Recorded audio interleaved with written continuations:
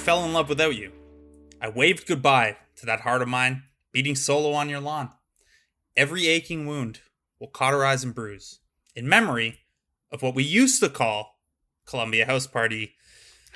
Jake, sad intro, buddy. What do you got for us? They're a band that we talk about a lot, have come up a lot, we've covered before, and they're a band that I know mean a lot to both of us, and this album specifically means a lot to Blake, so I thought that this was going to be appropriate. So today, we're talking about Motion City Soundtrack's 2007 album, Even If It Kills Me.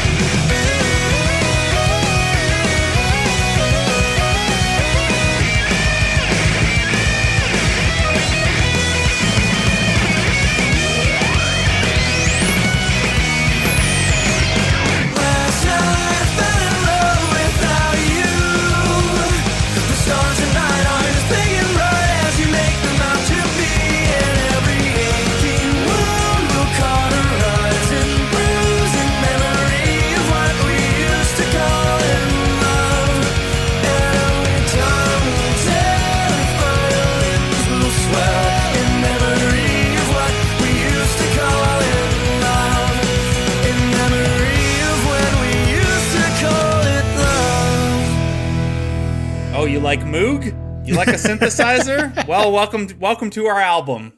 That song is Fell in Love Without You. Great album opener on an album that has pretty elite album sequencing. And I will say It is, I'm going to give it away early. It's my favorite album closer.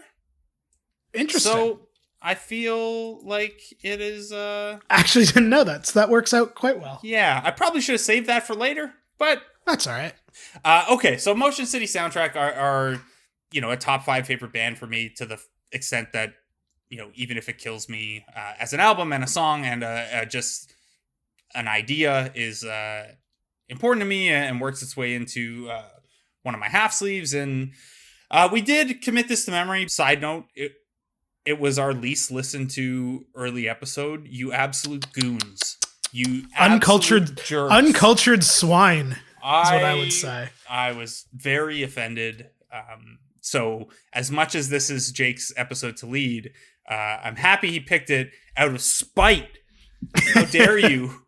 How dare you make me feel bad about Commit This to Memory? And Jake, your connection to Motion City Soundtrack has changed kind of fundamentally over the course of the last year, if you want to say it that way, or really since... I think, not to put words in your mouth, since we really dove into them for that Commit This to Memory episode. I mean, yes and no. Like, I was super into Commit This to Memory when it came out back in 2005, which we talked about. And then they kind of went away as my interest in the genre went away. And then I got back into them around the time of My Dinosaur Life, which is still my favorite Motion City album, which we'll talk about at the end of this episode. This album is kind of funny for me because for a band that I do like so much, I never really gave this album... I would say, to your point about my relationship with Motion City Soundtrack evolving, it's more that my relationship with this album specifically evolved, because I never really gave this one the time of day for a really long time, because I remember when I was first getting back into them, and by the band's own admission, which we'll talk about, they kind of took it as a little bit of a softer approach than their other albums, a little less raw. So I kind of assumed that this was sort of their like boring major label album and that it didn't really sound like the rest of their stuff. And then going back to it, I was like, oh no, this is just another good like peak period Motion City album. So I felt kind of dumb for not giving this album the time of the day. But in terms of my relationship with this band evolving, it's not really that. It's just for some reason, maybe it's because of like my taste now being very much tied to sort of the newer emo pop punk that's rooted in power pop stuff, like your Origami Angels, your Telethons, your Meet Me at the Altars, etc. And like none of those bands exist without Motion City Soundtrack, as they are, I think I would say, like the quintessential power pop emo punk band, sort of our generation's The Cars, which we will talk about also in this episode. But I've just listened to them a ton over the last year and a bit, and they're really great.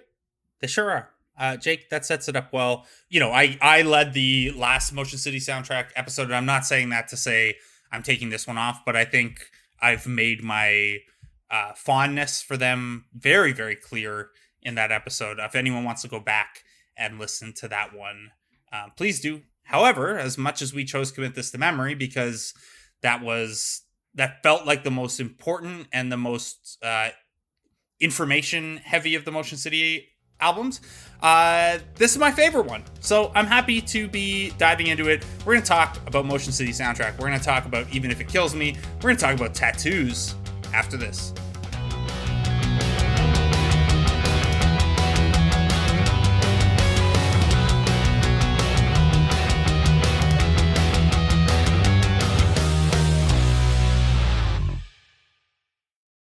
All right, Jake, so you can give us a little spin back to the early stages of Motion City Soundtrack if you want, or you could tell these uncultured jabronis who didn't listen to the Commit This to Memory episode to just go back to that one and listen to it. You're in charge, so take us where you got to take us. I'm going to pick us up basically right after Commit This to Memory was released. It was kind of their, maybe not commercial, but definitely their sort of scene breakthrough. Yeah, and Everything Is All Right was a single. Yeah, exactly. They had like a minor hit with their first record with Future Freaks Me Out, but Everything's All Right. I think if you're talking to someone about emo pop punk songs, that one's probably going to come up. It's a great song too, but it really sort of broke them into the scene. So Commit This to Memory, as we talked about so many years ago, it feels like, was leaked onto file sharing sites months before it officially came out on June 7th, 2005.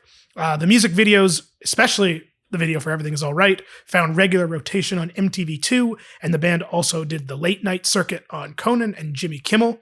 Of course, with success in the mid-2000s pop punk scene brought debates on whether or not they were punk enough or whatever, and as singer Justin Pierre told Michael Roberst of Westworld, the independent voice of Denver, not the Murder Robot show, he said, "Really, it doesn't matter. People can call us a house, country, dance, thrash, metal, hardcore, post-nasal drip, and it's okay by me. Actually, I'm kind of waiting for something to bother me. I think if we became special enough, people may start writing really mean and awful things, and if that's what happens, so be it." The band's new success brought them sort of the fun amenities of being successful. They went to LA to play Jimmy Kimmel Live, and Pierre flew in a few days early and ended up crashing at Brett Gurwitz's house. Brett Gurwitz, of course, being the founding guitar player of Bad Religion, and also, more importantly, perhaps, the founder of Epitaph Records. Cool sleepover. Yeah, really. Pierre said that he got to stay in a nice bed, like with pillows designed for astronauts, the ones that fit your head or body or whatever. It was amazing. That's how you know you've made it in the scene, is you get to sleep with a real pillow. Look, I bought a new pillow and a new mattress recently. It's pretty great. I can imagine what kind of pillows you used pre-Cassie. Just pieces of shit. Shredded pieces of shit. Yeah, flat, stained, whatever.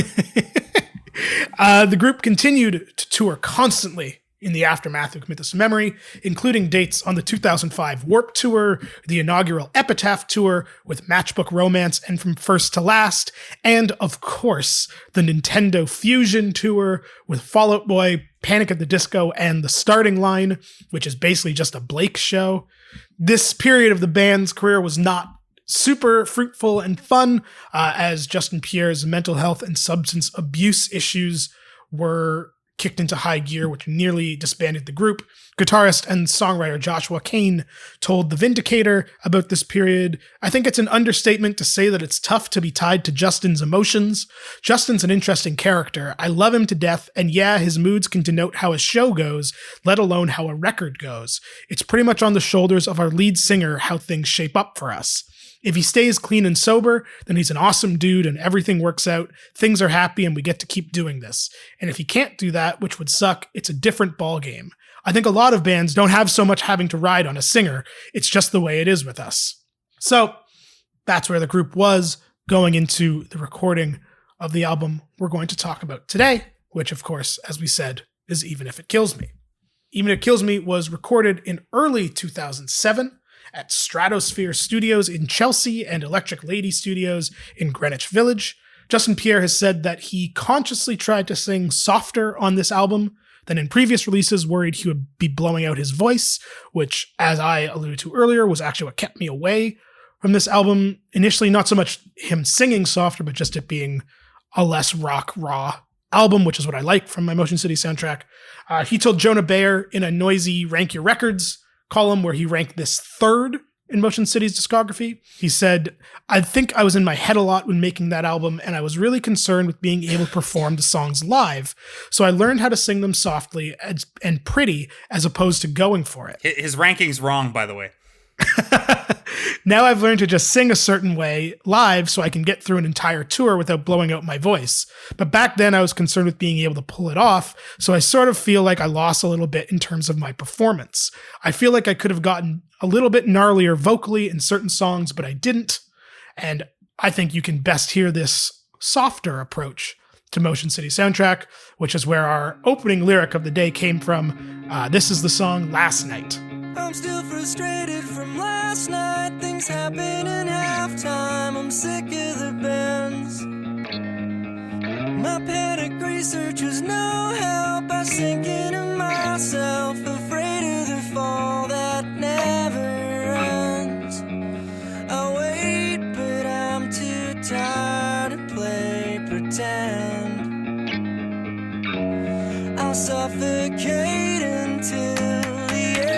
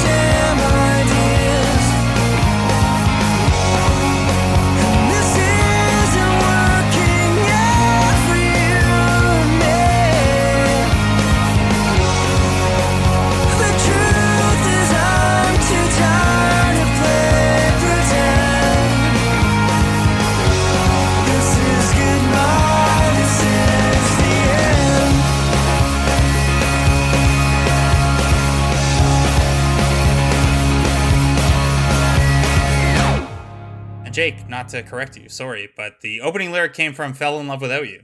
It is confusing. Oh, it did. I just heard the Last Night, and I was like, there it is. Right. It is confusing because the album opens with "Last Night, I Fell in Love Without You," and then there's a song 3 songs later called "Last Night."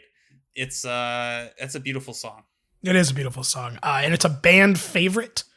I would say it's a favorite song, the album of Joshua Cain, and one of Pierre's favorite songs as well. It originated a little differently than most of the band's songs. The opening finger picking was just Cain kind of noodling in the studio, and the band heard it, and they composed the song almost on the spot, they said.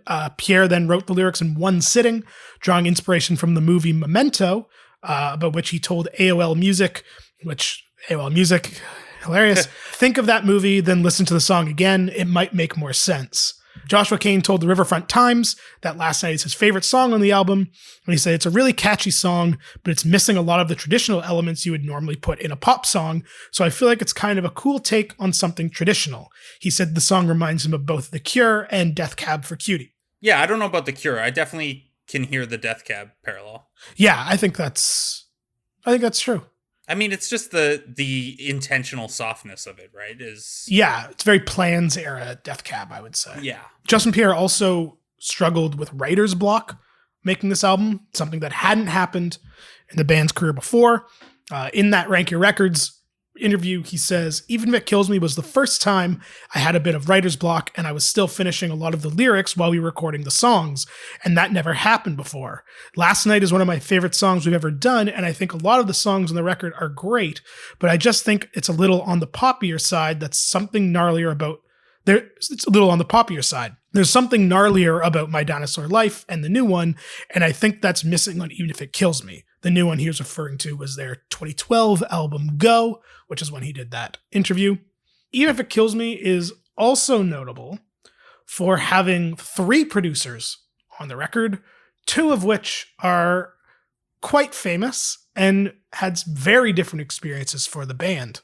The album was originally co-produced by Eli Janney of Girls Against Boys and the late, great Adam Schlesinger from Fountains of Wayne, who sadly passed away during the pandemic.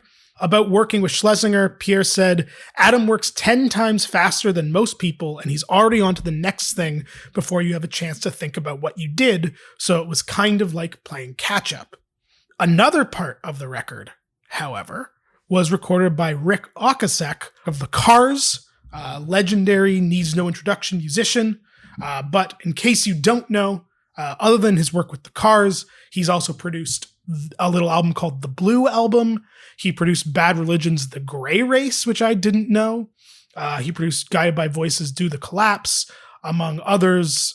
He's produced albums by Suicide, an absolute legend in the music world. And the group was obviously excited to record with him, specifically for the fact that he produced the Blue Album, though they were close to not booking him until he called them back at the last minute. However, working with him was not exactly what the band was hoping for. Bassist Matthew Taylor told the Minnesota Star-Tribune, "That last record we did, everything had to be perfect. We did take after take after take. Working with Rick, we'd think the guitars were out of tune, but he'd be like, perfect." And as Justin Pierre says, then the other half of the record was working with Rick Ocasek when he showed up. "That was probably one of the weirdest experiences because I think we thought one thing and found out another. Oftentimes he would be there for a couple hours a day and he just confused me the whole time and I didn't really know what he was talking about. I think he's good at picking the right songs and he did expand Even If It Kills Me from a little ditty to a full-fledged song, but I think the MVP of that session was his engineer Chris Shaw, who he later had mix Go." So here is an example of some of the work that Ocasek did on this record. This is Even If It Kills Me. I've got a lot of things to do tonight. I'm so sick of making lists of things I'll never finish. I've lived here for the last 12 years, since early 1995. All my shit has been in boxes, but if I had a little more time to kill, I'd settle every little stupid thing.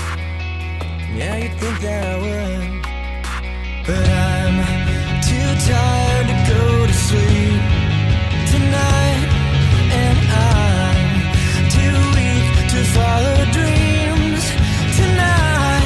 For the first time in a long time, I can say that I wanna try. I feel helpless for the most part, but I'm learning to open my eyes. And the sad truth of the matter is I'll never get over it, but I'm gonna try to get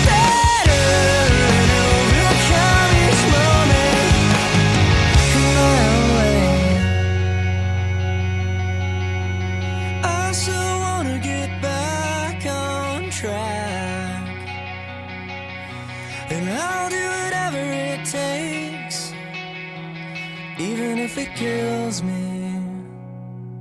Like I said, my favorite album closer.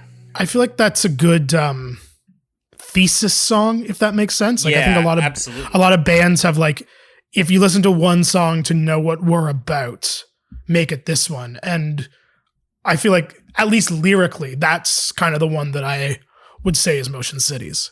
Yeah, and I mean, it's not to project too much, but it's very much about, you know, struggling with anxiety or I mean, maybe depression. I don't really know exactly what Justin was going through. And that comes up on a lot of their songs. Mm-hmm. Like, I'm sick of the ththings I do when I'm nervous, like cleaning the oven or checking my tires, like that kind of stuff. But this is the most, I think, visceral of those. And I love the outro as a rap on this album. I love the outro as, like you said, a thesis statement. I love the outro as just kind of to get cheesy here for a second, it just as kind of like an affirmation that the line that gets repeated, I sure want to get back on track and I'll do whatever it takes, even if it kills me.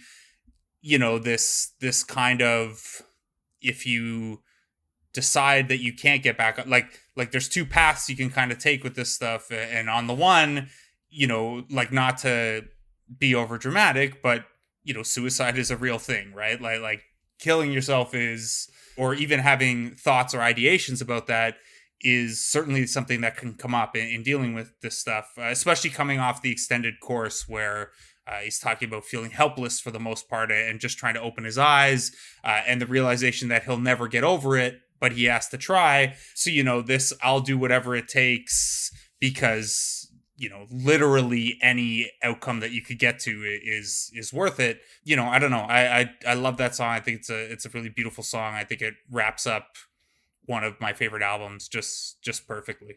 Yeah, I think that's a good way to sum it up. And I don't know if the band intended it to be that way, but it definitely became that. And I also think it's interesting from the Rick Ocasek sort of angle that he produced all the singles to this record. He produced This Is For Real, Last Night, Calling All Cops, Broken Heart, and Even If It Kills Me, which I think that kind of speaks to his, like, pop sensibilities, so to speak. Pierre obviously felt many kinds of ways after sort of the negative experience with working with him, especially because one of his heroes, a literal legend, and that's not what you expect. He said in that Ranky Records, "For a while I was really nervous about saying anything about my experiences of working with Rick, but it was kind of a bum out because literally I didn't understand a thing he said. I would do something terrible and he'd go, 'It doesn't get any better than that.' And then I'd do something I thought was great and he'd be like, 'Do it again.' So I think he was just playing some sort of head game with me or us the whole time. I just don't know what happened during the experience. It didn't make any sense. I thought the song sounded weird and confusing. I didn't know what was going on.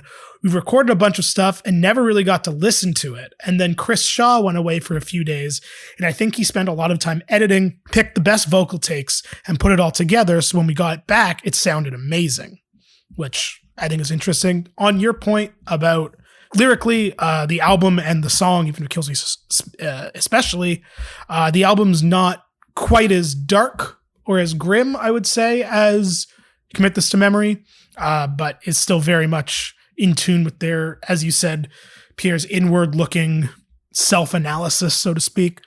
Joshua Kane told the Riverfront Times about Commit This to Memory that Justin was in such a bad state of mind when he wrote our last album that it turned out to be a really grim record, whereas this record is more about being lonely and less about being self-loathing. I also think this is a really impactful record for a lot of those reasons. I know it's huge for you in that way, Blake. And as Marianne Eloise wrote in a retrospective article about the album's 10th anniversary for Vice, she said, "I read the album as a promise to recover, even if it was the last thing Pierre did.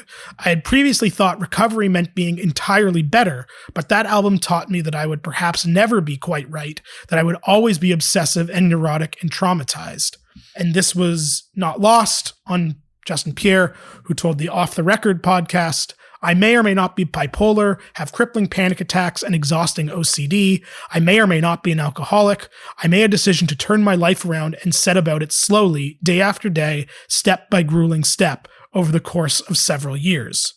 Which I think probably speaks to the, I don't want to say broader appeal, because that makes it sound like it was done for commercial purposes, and I don't want to give that impression. But I do think this album is one that really resonates with fans of this band. Like, I know if you watch live videos of them, people go fucking nuts for the songs off this record. Yeah.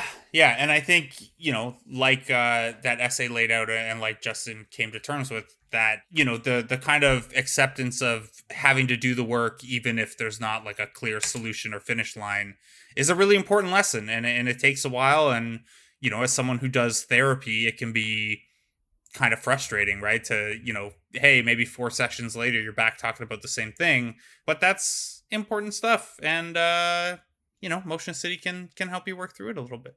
Yeah. And I think they're a band, I don't want to say ahead of their time for that, because obviously they're not the first band to talk about these kind of things. No, but his songwriting is so it's very clever and accessible. And he has a bit of that like Wonder Years to Dan Campbell to him, where like it's very specific, the lyrics he chooses. And like we went into the example on the Commit This to Memory episode about how he chose the names Max and Coraline for a song. And like, you don't have a friend's name Max and Coraline, but that doesn't really matter. Or like your neuroses are maybe not cleaning the oven or checking the tires, but like all of these things, he gets specific about. But I do think the specificity to make the song interesting without losing the accessibility and the relatability is something that kind of separates a lot of songwriters writing about this stuff. And it's, it's one of the reasons that I'm so attached to bands like Motion City Soundtrack and the Wonder Years. Whereas, I don't know, like, to use another example, the Hotelier is a band that I really like, and their lyrics are very like poetic and the prose is great, and it's clear they read a lot of Mary Oliver and stuff, but right. There's not that same level of relatability, at least on the, the first layer or two. You really got to kind of engage and think about it. So I don't know. I think it's always been a huge strength of Justin Pierre, and, the fact that he wasn't conscious of it as he was writing this stuff, and it's only come out in kind of retrospective interviews, that he was able to navigate that, I think makes a lot of sense, because I don't think you can, like, I don't think that level of relatability can be intentional. You know what I mean? Yeah, I think that's fair. And I also think it's maybe by ahead of their time, what I really meant was influential, because I was having this thought the other day. I was walking around listening to the Origami Angel record, and I was thinking about how I wish when I was younger, there was a band that was like, because they're so positive in their like emo rock music.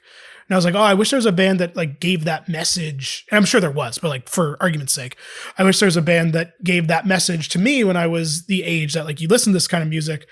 And it's kind of like, well, Motion City was right there. And I don't know if I really took in their lyrics as much when I was younger, but going back now, it's like, oh, like this is like I think this band is more important than they get credit for, to not put too much weight on them. But I think that's how I feel about it.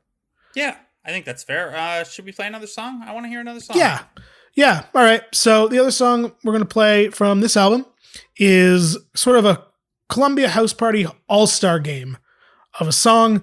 This is one of the band's few overtly political songs, which Pierre says was written from an apathetic point of view. He told AOL Music, "I try not to be too heavy-handed. It's just kind of a laundry list of things that bum me out. And the reason I say this is a CHP All-Star game is this song features Max Bemis of Say Anything, Rachel Minton of Zoloft the Rock and Roll Destroyer, and Sean Harris of The Matches. This is Hello Helicopter." Hello, helicopter, are you here to stay? Bodies rust in motion, fighting night and day. Well, it's kill or be killed, and one day we'll get the best of them. Hello, helicopter, will you be my friend? Will you take me away?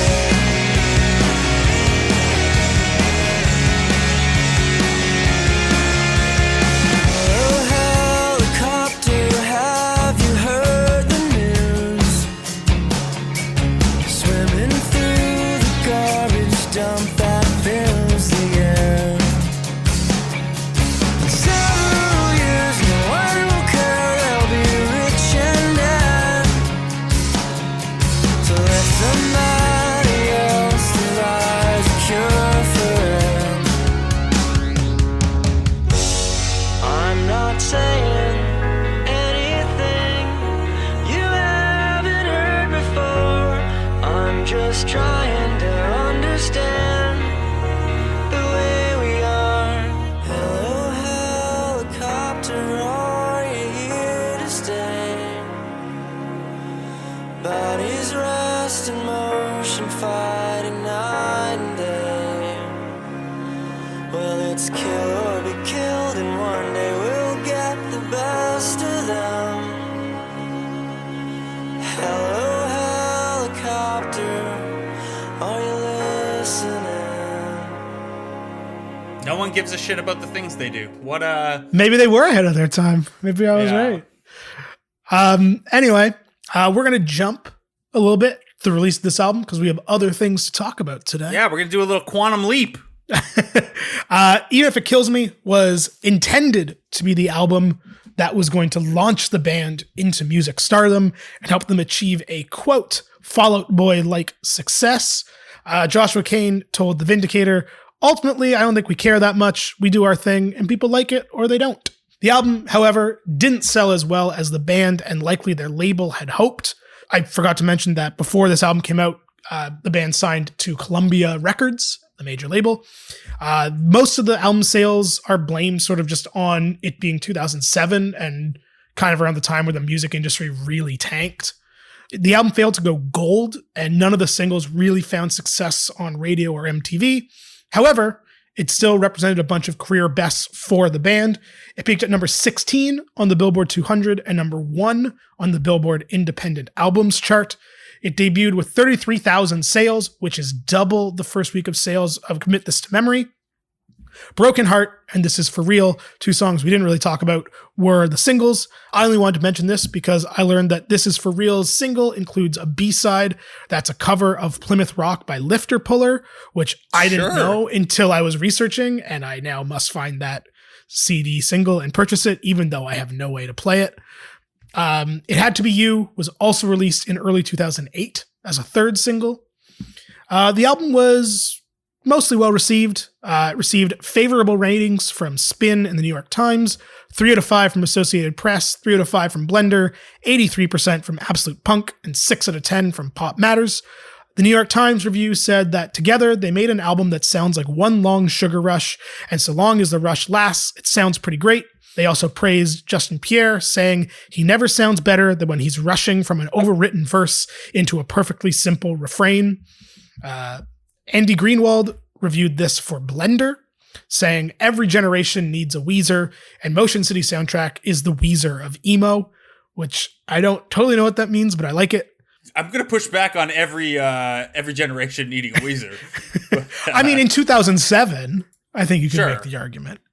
Despite the relative success of the record, it also sort of marked the beginning of what could be called the beginning of the end of the band, or at least as they were, even though they would release 3 more albums. Joshua Cain told The Alternative in 2020, there was a sense of, I feel the cracks in the ship. I can feel it leaking. When you have a band and things start happening like they did for us and being on Warped and the momentum, it's like a drug. It feels good. It feels good to feel like it's happening, but somewhere in there, it got real weird for a long time. The stuff we went through as a band, it was just a lot for us to go through and never really unpack or process. That's the biggest realization as we got away from it. I feel like there were years there where I was on stage thinking about just going home, and I never told anybody that, thinking I'm not enjoying the part that I'm supposed to enjoy anymore. And if you are a fan of this band, I highly recommend tracking down that interview in The Alternative with Joshua Cain and Justin Pierre. It's super open and honest and really interesting. If you like this band, you should check it out. All right, Jake. So the band did not break up, even though, as you mentioned, there was a little bit of the signs of fracturing or at least fatigue. And instead, they continued on and they made 3 more albums to date, including your favorite and one of Kerrang's 51 greatest pop punk albums ever, coming in at number 18. We're going to talk about My Dinosaur Life, then we're going to get personal after this.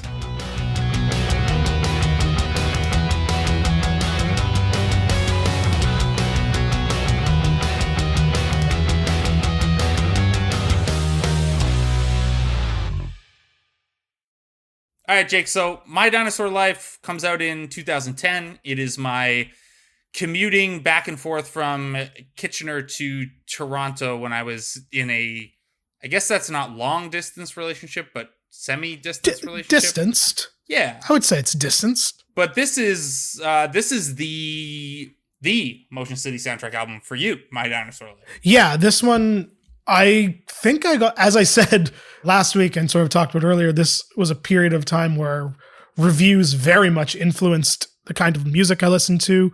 And I truly don't remember how I came across it, but I noticed that the AV Club gave it an A. And at the time, it was kind of weird to see quote unquote hipster publications give those kind of high scores to emo records. So I was like, I should check this out. And I did, and I loved it. And I still love it. It's one of my favorite like pop punk emo albums, or just albums in general. I really like this album. I love the lyrics. It's also sort of it's my album of walking around after being dumped by my girlfriend in Montreal. My Planet? Yep. I have a very clear memory of listening to that song like the day after and being like, oh no. Maybe one of the reasons this album is so good is they reunited with Commit This to Memory producer and Blink-182 person Mark Hoppus to produce the album. Maybe you've heard of him. I think it rules. The band felt that recording with Hoppus was a little looser than the first time and that they had a lot more fun. And then they would also subsequently join Blink-182 on tour for Blink's 2010 reunion tour. I was kind of saying how I like my Motion City soundtrack a little rockier and a little rawer, and this album definitely gives that, especially on this song. This is Disappear. To the deep end, to the hard line, hold it strict together, man, hold it strict together if you can. Little beavers wrapped in dedication, all strung out on novelty, collapse yourself and try to comprehend an angry island, a bitter bee sting, severing each artery, free the self and fixing in between. It's isolation, mark the earth around you. Guess who's on the waiting list? Don't let you in on something secret. I can disappear anytime I want to. Time I feel you shuffle through my skin. I am with you till the end.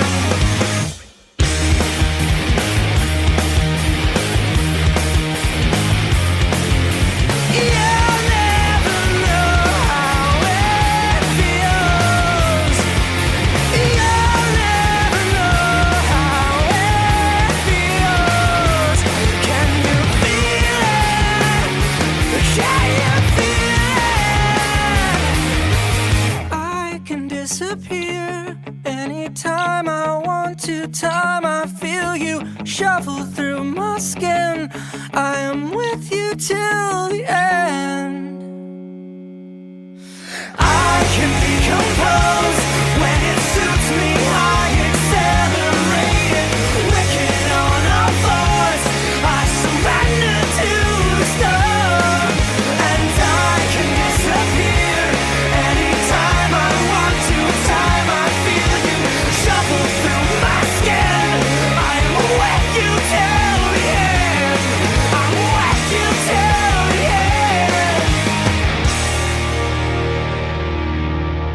end. Man, I really think, I think he's a talented singer, like a talented vocalist anyway, but I really think My Dinosaur Life, like there are a couple tracks on this album where he really stretches it in a good way, and you can see, that he's more than the, kind of power pop.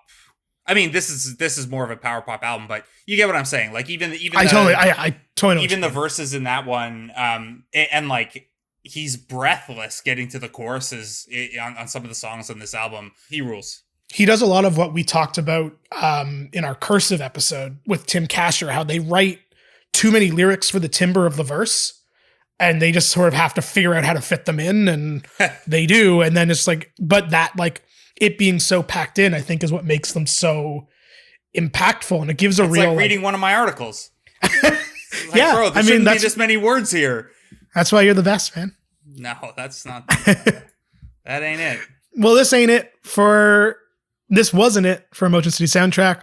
They were dropped by Columbia after the release of My Dinosaur Life, with Justin Pierre saying to Spin, "I guess we didn't do as well as they hoped or expected to, and we felt that having all their resources at our disposal would perhaps propel us into another dimension. But what we are, regardless of what label or machine is behind us. We did exceptionally well, though, if you want to look at it strictly based on sales numbers in today's climate." The band would follow that. They released Go in 2012 and Panic Stations in 2015, neither of which I like that much. I don't know about you. There's a couple good tracks, but nothing that... yeah, there's a big drop-off after the first 4 albums. His solo stuff is okay, but not... Yeah. I think it's telling that on their 2020 reunion tour, they only played songs from the first 4. And they didn't play a single song from Go or Panic Stations. Speaking of, they announced their breakup in March of 2016, releasing a statement saying, "We have no idea what the future holds, but for now, we are done." Justin Pierre told the Minnesota Star Tribune, "We've done this one thing constantly for so many years, nonstop. We all wanted to have something else to look forward to in our lives." They embarked on a farewell tour, concluding with a show at the Metro in Chicago, where they played 36 songs to a sold-out crowd. As you said, Justin Pierre released his solo album In the Drink in 2018, which was co-produced by himself and Joshua Cain. And then in June of 2018, the band announced that they were reforming. Their reunion tour, as I said, took place in 2020, called the Don't Call It a Comeback Tour. They had also planned to go to the UK to play the Slam Dunk Festival, but that was unfortunately scuttled by the COVID pandemic. They released 3 songs in 2020. The first was a cover of Fountains of Wayne, A Dip in the Ocean, for a tribute to Adam Schlesinger, who tragically died due to COVID. They also released a previously unreleased song, Crooked Ways, which was apparently intended for release on one of those weirdly good Twilight soundtracks, but never made it. And they also released a cover of Ed Ackerson's Wired Weird for a tribute album to him, who passed away in 2019. Ackerson produced Go. Joshua Cain has said there's no future plans for new music, but as Justin Pierre told The Alternative in that interview I mentioned, "I've said this before. Josh, Matt, and I, we've sent ideas back and forth intermittently since 2006. There's music to be made. I feel that. There are songs that I'm like, fuck, this could be amazing. I've got this ditty that's perfect. For me, I found I'm much more concept-driven. I can't write something unless I've got this big, ridiculous plan. We do have a lot of songs, and I think we could put this thing together if we could all get on the same page, but with the pandemic, ... And that's where we leave them. That is where we leave them. As sirens go outside my window, yeah, we get the bad take alarm. So I guess it's time for some bad takes, or some bad and regrettable tattoos, maybe. Yeah, let's talk tattoos. So, back in the Commit This to Memory episode, I revealed that so I have 2 half sleeves, so the top of each arm is covered. I have 1 tattoo on each forearm and 1 on my back. Only a couple of those, like only the 1 half sleeve is really music related, and there are no direct references. It's all just kind of inspired by stuff around certain bands or certain moments that mean a lot to me. However, the words "even if it kills me" are the only words I have in any of my tattoos. So obviously this album and that sentiment mean a lot to me. Jake, you have some music-related tattoos as well. Yeah, I have a single music tattoo. I have a single tattoo, which is a music tattoo. I have the Stay Positive logo from the Hold Steady record from 2008. I got it because I was working one summer at university at a charity, and all the people around me were very positive people, and I was 21 years old and, let's say, not the most positive person in the world. And I decided that was going to be my new outlook on life. So I was going to get my favorite band's positivity logo tattooed on me.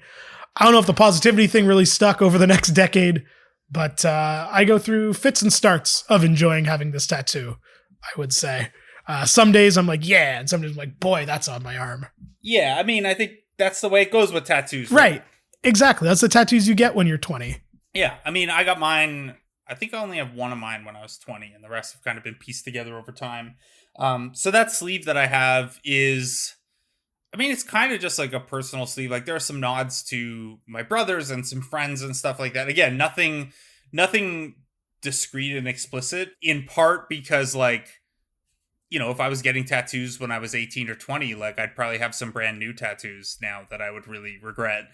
So you want that plausible deniability if anyone gets canceled. But also just, like, I just think it was more interesting for me going through the process of, with my tattoo artist, of what kind of, I mean, mostly I just wanted a half sleeve because I had one on the other arm. You know, what kind of art could we create using these influences? So within mine, there's Even If It Kills Me text on a flaming typewriter as the page burns.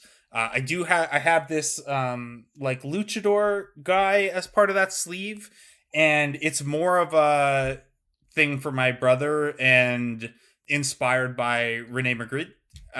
But part of the idea came from me. Funeral for a Friend, one of their albums, has an album cover based heavily on his work. And I just love the idea of the covered face series. There is a skull hand reaching across a heart that is very Alkaline Trio. There are kind of blue, green, and pink accents that are the colors from the Blink-182 self-titled. And there is a mixtape labeled Summer '05 Mix, which would include From Under the Cork Tree, Commit This to Memory, A Fever You Can't Sweat Out, Crimson, Almost Here from The Academy Is. So you get a lot of stuff. I'm probably missing a couple because I can only see so much of my arm at once without getting up and going and looking in the mirror. But yeah, I kind of laid out a bunch of stuff like that and went through it with my artist between sessions and stuff. And I don't know, I feel good about it. I like the way it looks. It's nice and bright. I don't like explaining every single one of those things. So when someone asks me what the tattoo means, my favorite response is that it means I like tattoos, which is me being a jerk. But you know, I don't do that often, so I feel like I get a couple freebies. Would you ever get another band tattoo or like music inspired tattoo, Jake, or a tattoo in general? Yeah, I definitely have. I've had a lot of sort of ideas over the years. A lot of it is honestly complicated by the fact of what I do for work, in that covering tattoos when you're not famous is a pain in the ass because you have to use a lot of makeup that is I feel bad. Like, I don't want to hold up the makeup artist for like taking 20 minutes to cover some shitty thing I got on my arm when I was 20. And I'm not famous enough for them to digitally remove my tattoos. But yeah, I have a few ideas of things that I wanted to get that I've never really pulled the trigger on. I do have a standing bet with some people that if the Blue Jays ever win the World Series, I have to get the logo tattooed on me somewhere. I don't know if that still stands because it was in 2015. But yeah, I think I think the answer is I would like to get more tattoos, but I'm reluctant for reasons that have nothing to do with the tattoos themselves. Yeah, I hit the critical threshold of like, it doesn't really matter right now anymore. Mm-hmm. Like, yeah. Like, short of it coming up above the neckline on my shirt, you can't, like, I could wear a long sleeve and you can't tell, but like, if I'm in a t-shirt, you're going to be able to see them, and I don't have a real job, so that shouldn't really matter. All right, man. Well, maybe we'll get a Columbia House Party tattoo. Although our Columbia House Party logo is already very similar to a tattoo I already have, so that's fine. Yeah. All right, Jake, we have to, speaking of mixtapes, we have to pick a song off of Even If It Kills Me for the mixtape. What do you think? I think both as a closer to the mixtape, so to speak, because I don't know if we'll be picking them next week or the week after. Yeah, we'll still pick a song, but they might just go on the B-side instead or something. Yeah, as a closer to the notes, to the mixtape volume 1, let's call it, I think it only makes sense to go with the closing song from this album, which, as you say, is one of your favorite closers. So I think Even If It Kills Me makes the most sense. Unless you're in Japan, in which case it's not the album closer, which is confusing on Spotify, because it's not the album closer on Spotify, I don't think.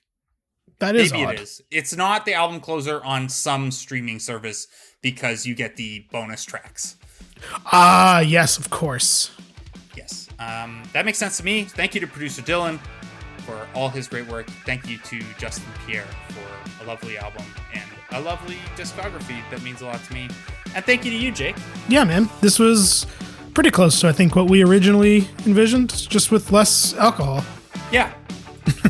Yeah. I thought you were talking about the episode at first. It's like, no. You might not. You might not have been drinking alcohol, but No, this is a good episode too. We're good. Yeah, We're good I at hope this. so. Yeah. Anyway, we will talk to you guys next week.